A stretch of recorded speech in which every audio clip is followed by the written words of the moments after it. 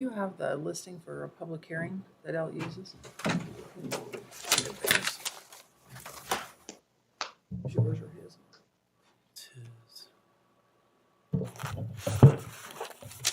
Yours, little buddy, or his?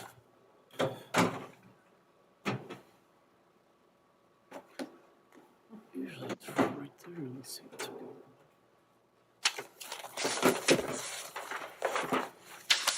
Right here, sorry. I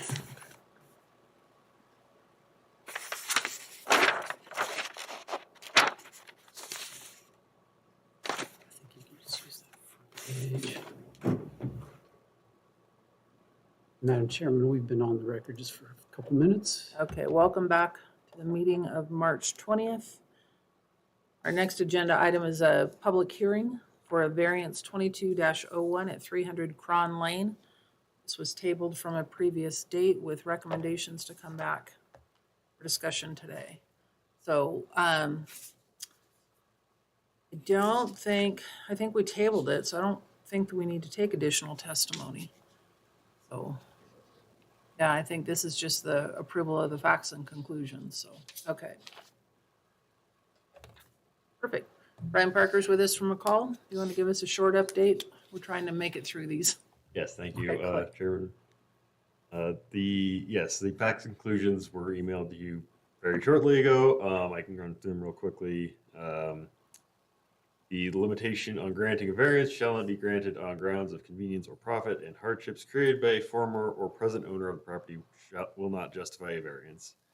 The board determined that the variance request was not solely based on economic grounds, as it was partially due to the change in the land use code between their approval and after their expiration. Variance may be granted modifying the requirements of this title respecting lot width, depth, side setbacks, lot coverage, parking space, building height, or other ordinance provisions affecting the size or shape of a structure or the placement of structure upon lots or the size and shape of lots. Variance may not be used to authorize a land use not otherwise allowed in the applicable zone or to increase the density of development beyond that which is authorized in the comprehensive plan. The applicant is requesting a single-family residence with an accessory dwelling unit within a community commercial zone. Therefore, they're not going beyond setbacks or density allowed by code.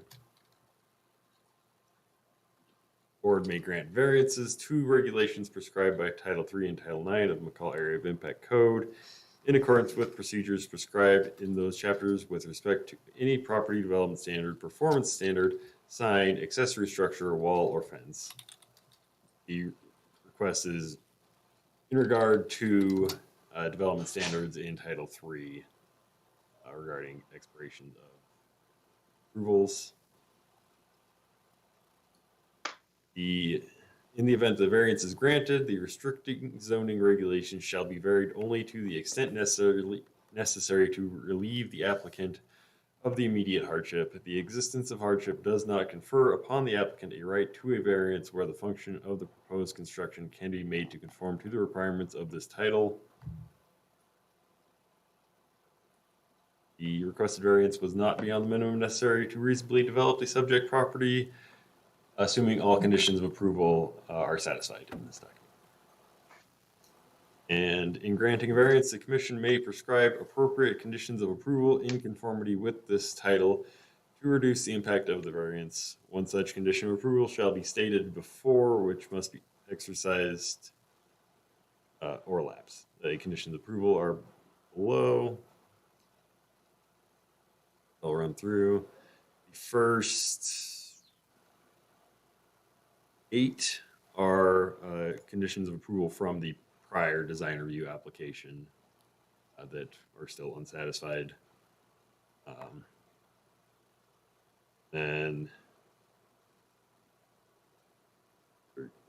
the 9th one is to deed restrict in accordance with McCall's local housing program, which I'll work with the applicants on doing that. The accessory dwelling unit will be deed restricted.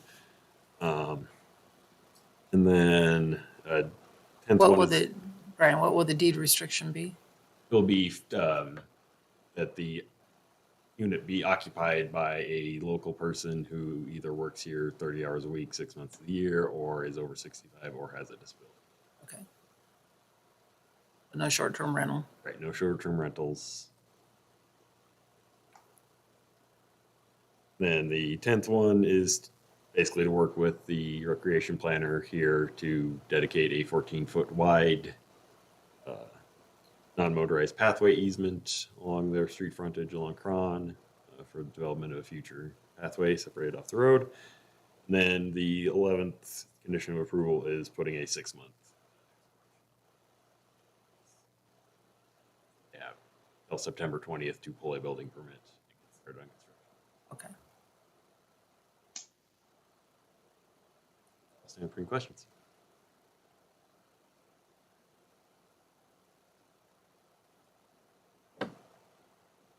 Still trying to read through. Sorry. You're good.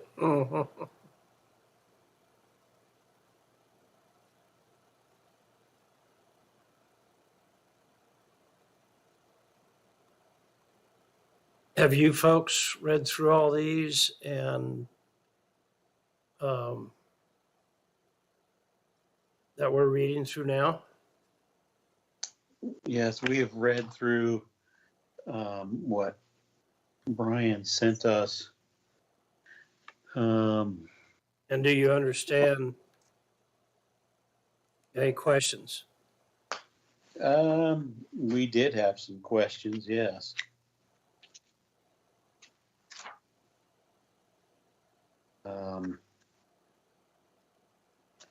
I guess one of the big questions we have is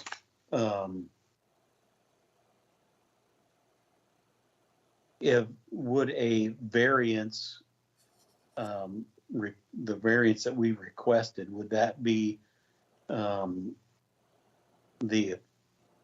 reapproval of our original design review?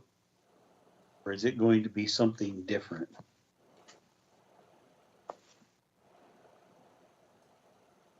I'm not entirely sure what you're asking, but the Ryan, you may want to put that microphone up. It's a little hard to hear. there you go. Thank you. Yes, I'm not entirely sure what, if I'm understanding you correctly, what the effect of this variance would be to get you the design review approval plus a few extra conditions of approval that are included in this variance. That's the key language, plus the extra. So the answer is no, correct?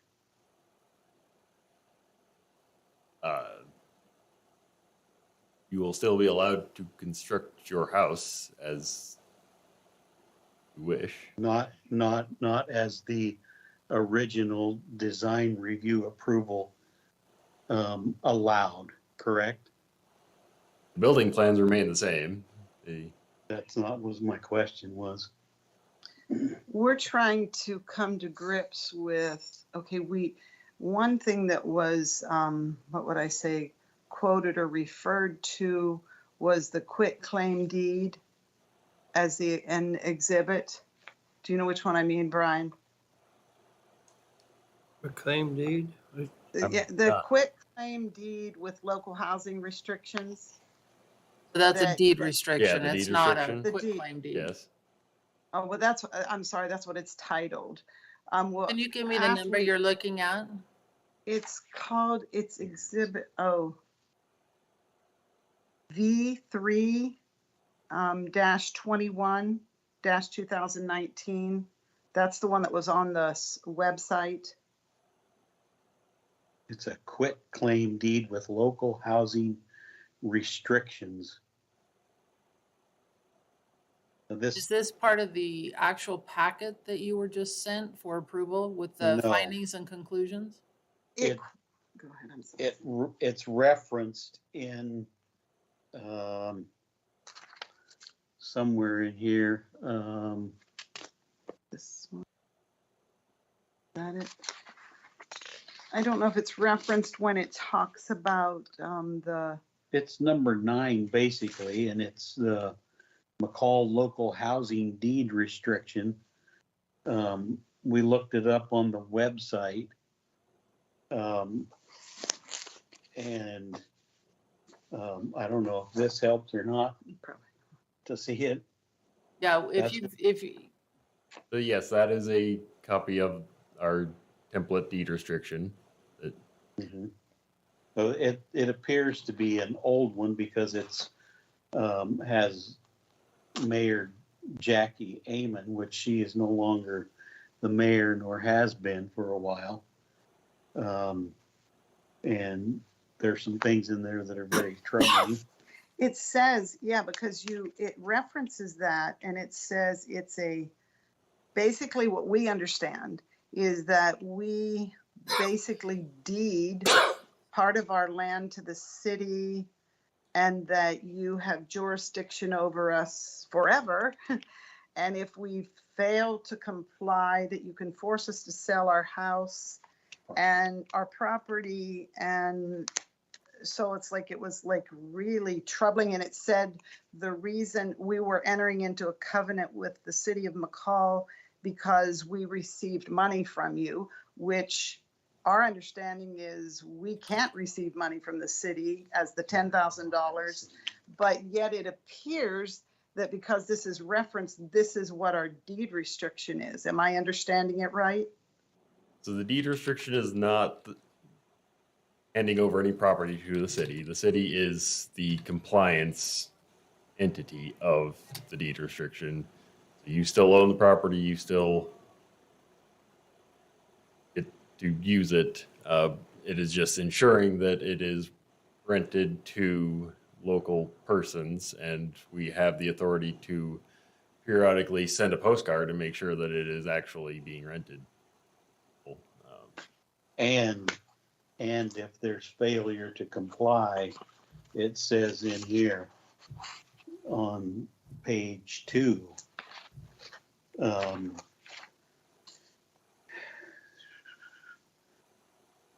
that, now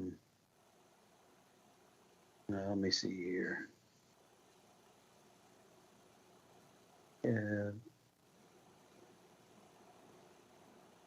So while he's looking at that, Brian, my question is, just because it says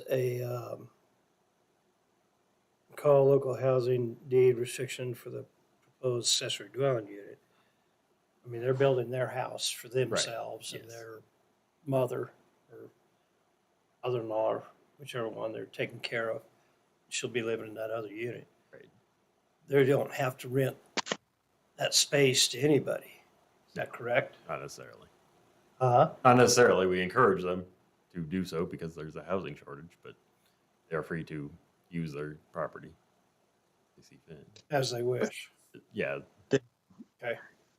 See, and that's what I was trying to understand. That it's just a on paper piece that it's your place. They're just putting a deed restriction on it that, you know, somebody down the road, they could use that for an individual. If you sold it, they could use that for renting it to anybody because they're short of housing. But while you're living there and you own it, you don't legally have to rent it to anybody, that's space, unless you choose to.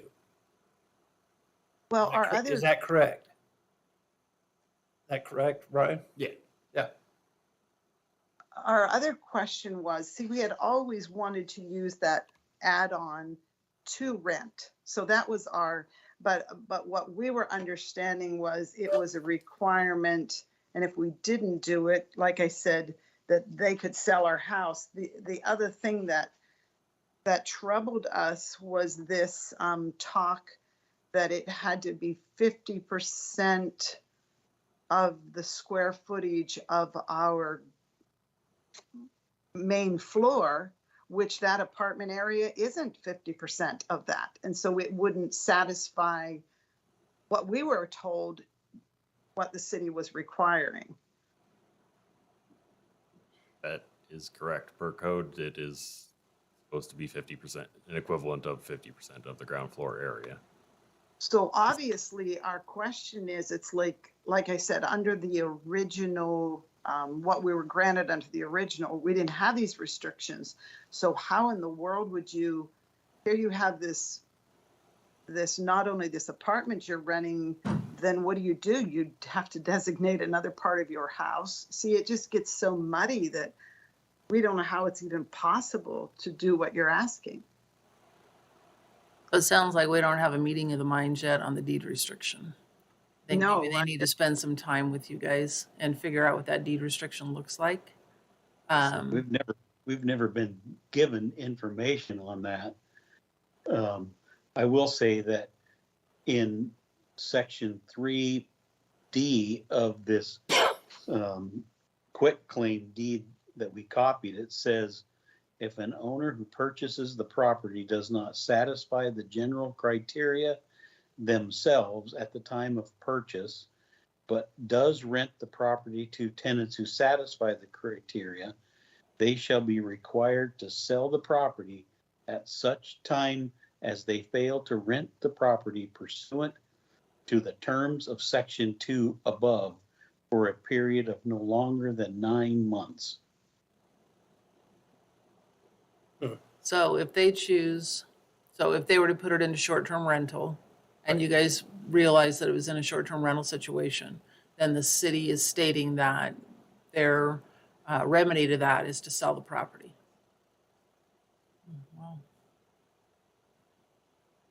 Wow. I think what we need to do is table this. First of all, we really haven't had a chance to look at this. Secondly, I would like a copy of the deed restriction. I'd like to know what you guys are putting in there now and to enforce that, especially where this is in the impact area. So I think we need to table this to a date certain again and have them meet with you and discuss this, make sure everybody's on the same page. I know the Thompson Avenue stuff also put some income restrictions upon it as far as how much property values would be each year. They need to understand that. And I don't think that currently they do. So I think we need to take a look at this and do what. We've been told, but we have not been given information. We've searched it some ourselves, but Did you call the city and request that? no. We received this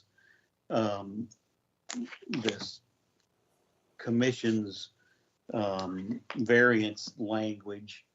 I think it was Friday afternoon late. We were traveling and we looked at it some over the weekend.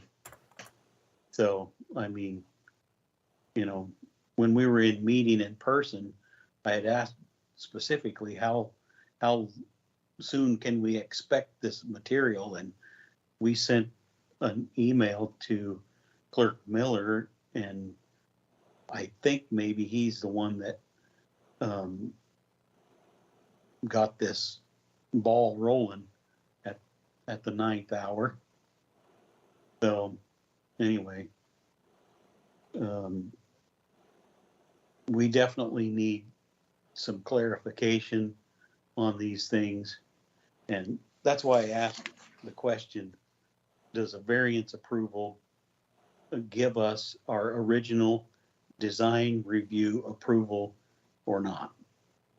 And from what I'm understanding, the answer is no. There are additional requirements now, one being the height, and there's listed things in here.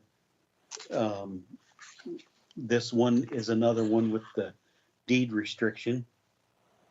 And so we do need some clarification on those things. Sound like the deed restrictions are really only hang up that we have. The height's got, Height is part of the variance. it Yes. was part of the variance, so that went through. So it's the deed restriction language that's everybody's having heartburn over. You also need to Well- understand number 6 is because of the size of the building, Brian, that they're going to require a fire sprinkler system.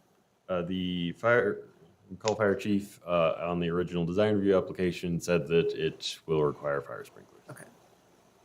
Okay. Where there's the other thing is the 14-foot non-motorized pathway easement along the frontage of Cron Lane. There's Cron Lane is a private road, and there's a row of trees. There's already a 25-foot road easement. There's a row of trees that may or may not be in that easement already. And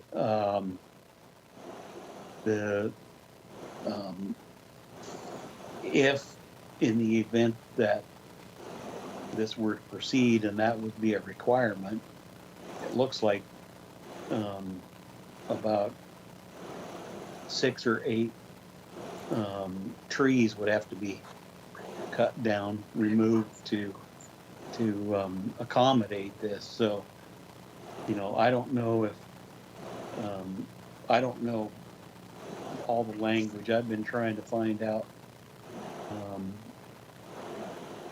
the specifics of all this stuff, but haven't totally succeeded. And those are big, beautiful trees. They're not just little spindly things. They've been there forever. Again, that's something you're gonna have to talk to Brian about. Yes, and This that is a is- requirement. Why the language specifically says to work with the county recreation planner on the alignment. Okay. So they can avoid major topography changes, significant trees, things like that. Yeah, I've seen them go down Warren Wagon and they just push it back, or Right. they bring it back out to the road. Yep. Okay, it sounds like there's more work to be done on this one, so, Madam Chairman, the best date that we have available would be April 10th at 1:30. Okay. That's the soonest that this matter could get rescheduled. okay. And Brian, will you make sure we get that in time to be able to review it? Give it to us a week in advance. Yeah. We really need that extra time. So we will then table this decision so that you can get together with the city and work out any questions that you have to April 10th at 1:30. Okay? And we will be present there, right? Yes. Yep, if you can be here, that'd be Okay. great. Okay. Let's try and get these things worked out prior to a meeting so we don't have to do this again. All righty. All right, thank you. Yes. Thanks, man. Yeah. Thanks, Lee. Yep.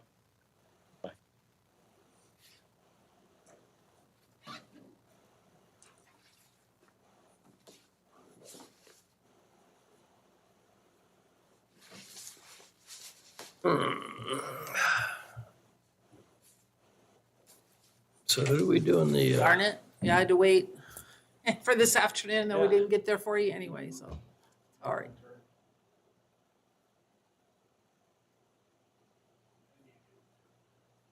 A lot of the questions they're asking.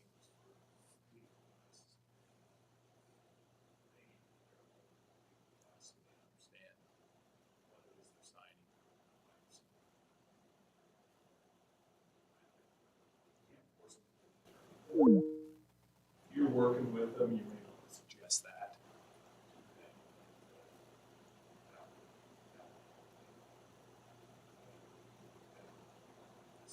well, it's just stuck in their head. And I could see that and there wasn't no getting around it. So I think Brian's right. Somebody could be an intermediary there to, Explain it in a way that they understand. If they don't, and they sign, then we're creating some problems for us and the city. Really trying to say, to the extent that you don't understand what we're asking of you, or these documents are not clear as to what you're doing, it's in your best interest to give people advice, and if they don't, then that's when they take this. Agreed. so if they come in your office, good luck. So they come in your office, good luck. Yeah. You're gonna have to, Question while you're here too. So I saw in the newspaper that you guys are looking at the consideration for the ordinance or adoption for the no gas stations on whatever. When is that coming before us? So, I will get with Michelle when I get back to the office. Okay. I thought these were supposed to be work sessions, so that we come to mutual agreement before you're taking it to your council Yeah, for approval? This was 'Cause if one not, this if- was one that had come before you guys 2020-ish, and then you guys actually For no passed gas it. station? Yeah, for the service station. It was part of the 2021 early. That's why we have to have these things in advance, because I was Yeah. here and I absolutely do not remember signing that. But those are those ones that we get, Yeah. at the very last second, and I'm not gonna do that anymore, Brian. I'm giving you a heads up right now. So I want time to renew it, or to review everything Yeah, well- that's there. Get a work session scheduled Okay. with all the code amendments that have been going through. That's great. We need to talk together Yep. before we Yep. become the bad guy every time, because you guys have already passed it and we haven't talked about it. Yep. And I'm not okay with that. Yep, understood. All right. Thank Thanks, you. guys. Thank you, Brian.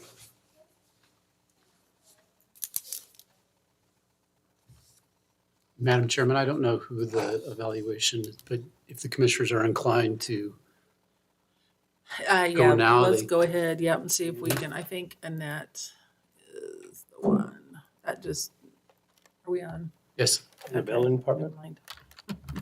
Yeah. I think so. That was the last one I saw. Let me send.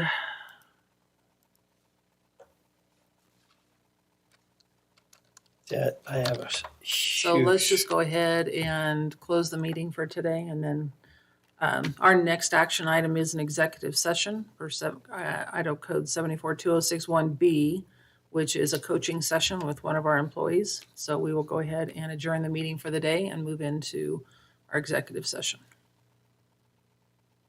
Can I make a motion to do that? And I, Neil Thompson. And I'll second that. All those in favor say aye. Aye.